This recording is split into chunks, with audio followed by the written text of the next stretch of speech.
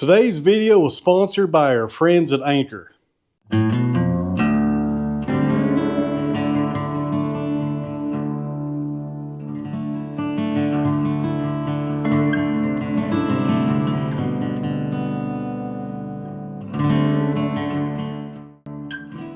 Alright guys, welcome back to the Sawmill. Today's video was sponsored by our friends at Anker. And to be honest with you, I'm pretty excited about this. I've been looking forward to doing this video for about a month whenever they reached out to me about doing this actual project with them. Alright guys, what we're looking at here is the Anker SOLIX F3800. And this video today is sponsored by our friends at Anker. They sent this over for me to test out and tell them what I think about it. And guys, this is a monster unit for a power unit. And this one has something that my other Anker unit does not have, and that is the expansion battery. So in order to hook up this expansion battery to the main unit, you need this cable right here. So let's get these connected and power this up and take a look at it. All right, so right here on the side of the expansion battery, and if you're wondering what that is, this is just more power for your unit. This is extra batteries. You don't plug any devices into this part. It just plugs into your main unit and makes it last longer. So we've got two connection ports right here for this cable. Let's get those hooked up. Got that on backwards, it looks like. There we go. Make that same connection. And there is a little lock on the top right here and a button that you push to release that. All right, friends, a little change of plans here. The sun has came out and it's shining directly on the LED screen on the unit.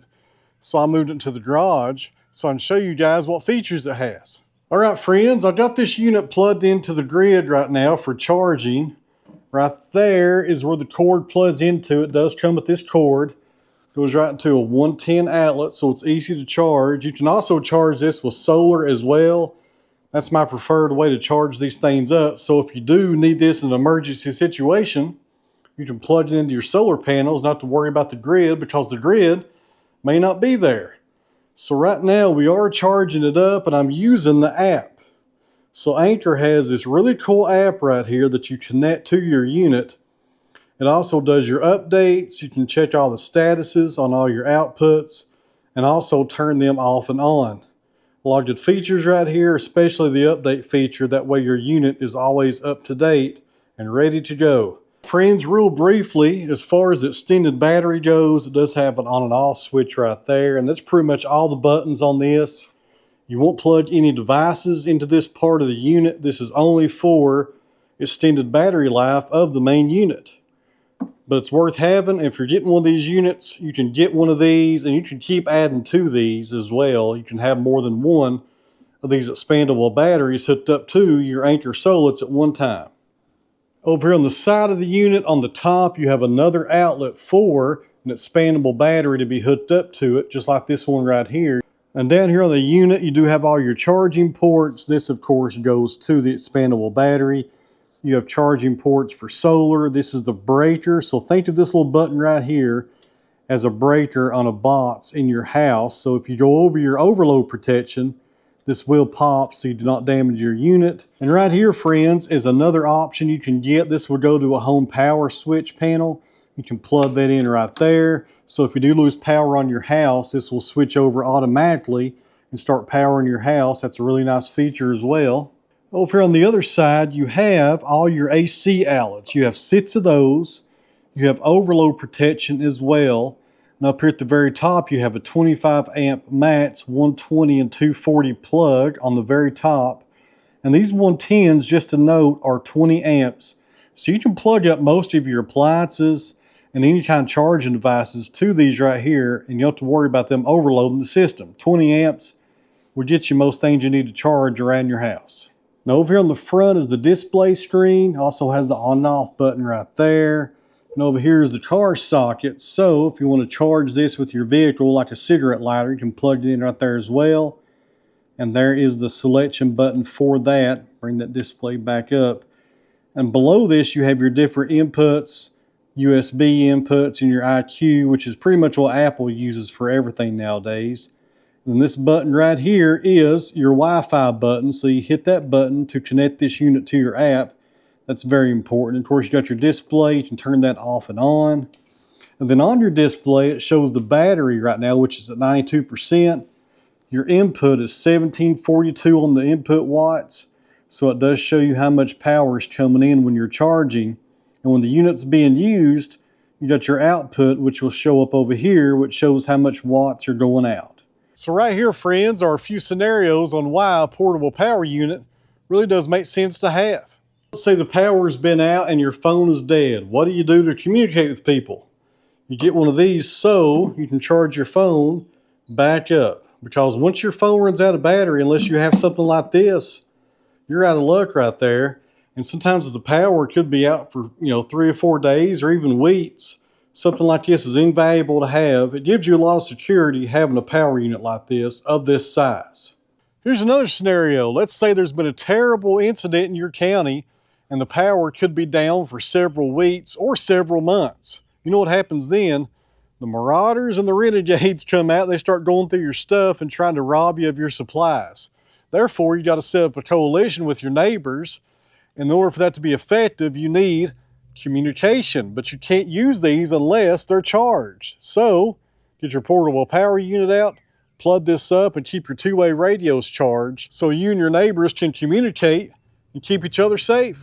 Here's another situation, friends. Let's say a terrible storm comes through, knocks down the power lines, puts trees down on the road, and you can't get anywhere, and you're out of gas for your chainsaw, but you do have a small battery powered chainsaw. But guess what? That battery doesn't last forever. You might get 30 minutes out of this, maybe 20 minutes if you're lucky. And what's going to happen when it runs out of power? You're stuck again. If you got a home power unit, you can plug this back into the charger and you're back in the ball game. So here's another situation, friends, and this one right here might be the worst one for me. Let's say the grid is down, going to be down for a couple of weeks. Let's say you're out of firewood and you need to make coffee. What do? I'll show you.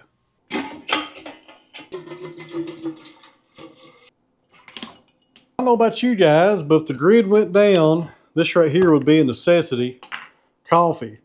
And if you have a power unit like this and a hot plate, you can hook it up to your power unit, get this going, grab a few bottles of water, get you some coffee. And this is the old way of making coffee. It's called a cowboy coffee, if I remember it right. So here you go, guys. Here's a solution for you coffee drinkers when the power is out. Got the hot plate, got the plug, got an extension cord because this is kind of short. I got that running all the way down to the unit. And something I did not show earlier is the output right there. So right now we got the hot plate warming up. We also have a few different devices up there charging. You can see the output right there, 1194 on the wattage. That's how much power is going out to whatever you got plugged in.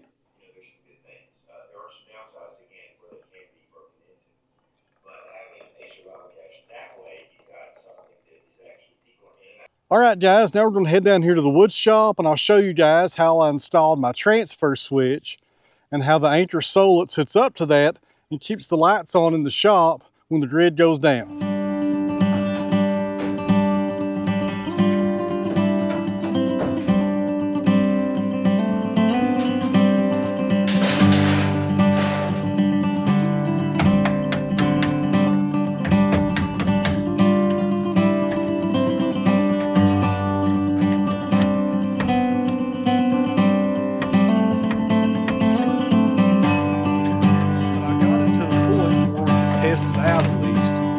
Make sure everything's going to work okay. I have one circuit hooked up right now to this system and we have 10 different circuits coming off the transfer switch. Only got one of them going to the panel right now. We're going to test that out and make sure it works okay before I come down here later and hook these up right here. Transfer switch, and I'll zoom in here in just a minute when I go over all the breakers.